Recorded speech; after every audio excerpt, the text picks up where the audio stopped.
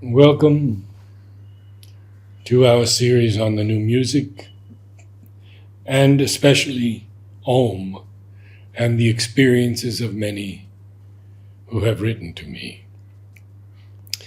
Here's a brief note from Aurelio in March 2005. Oh, that's 12 years ago.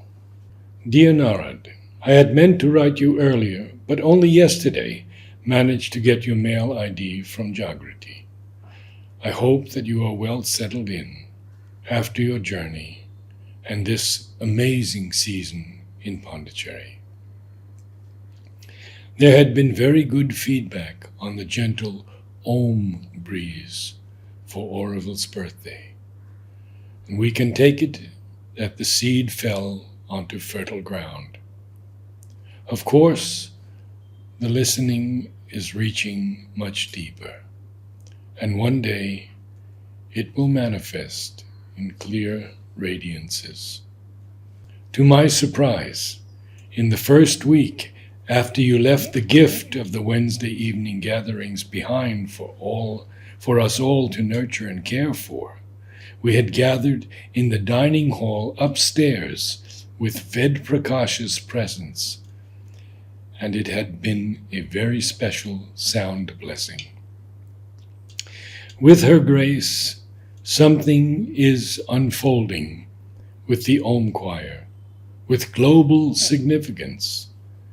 May she guide us along this revealing song line. With kind regards, Aurelio. Om Choir experiences, again from Aurelio, 2009-2010. Dream. A few days after the first Om Choir, which Narad facilitated at his return for this winter season, 2009-10, I had a dream which expanded on the setup and energy of the weekly Om Choir in Savitri Bhavan. In it, a very charged atmosphere was felt. In spite that the hall was packed full, it was very concentrated and silent. I looked around and saw that there were people everywhere, even outside, in the amphitheater, the courtyard, the garden, already in anticipation of the next sound wave to start and descend. And suddenly, it felt like there was no building anymore.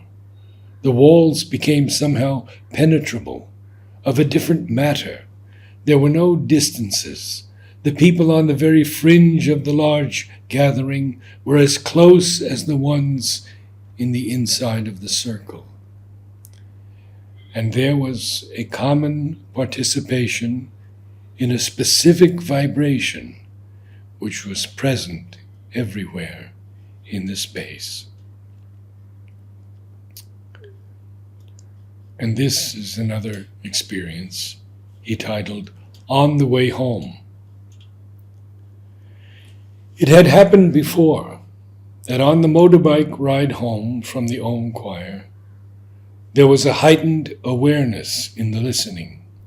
The wind gathering in the ears while driving was singing in many overtones according to the speed and turn of the head.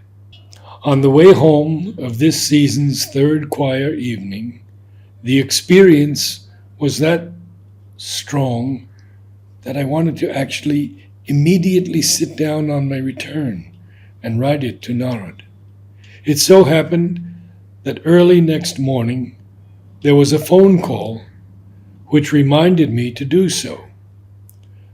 The specific Om Choir had been rather subtle, more quiet, not as expressive as at other times.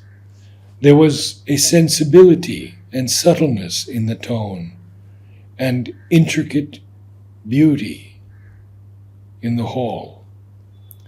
Sitting on the motorbike, driving north along the Matrimandia garden boundaries, there it was again, in a more cosmic, or should I say, natural tone, carried through the wind, reflecting many of the nuances of the collective singing, exact passages, strains of these momentary melodies of the same mood and atmosphere, through the wind in the ears, spreading through the whole being, filling it with joy and gratitude, bathing in the resonance of the echoes of these tones, which seemed in these oral reflections like miniature architectures of loving sound.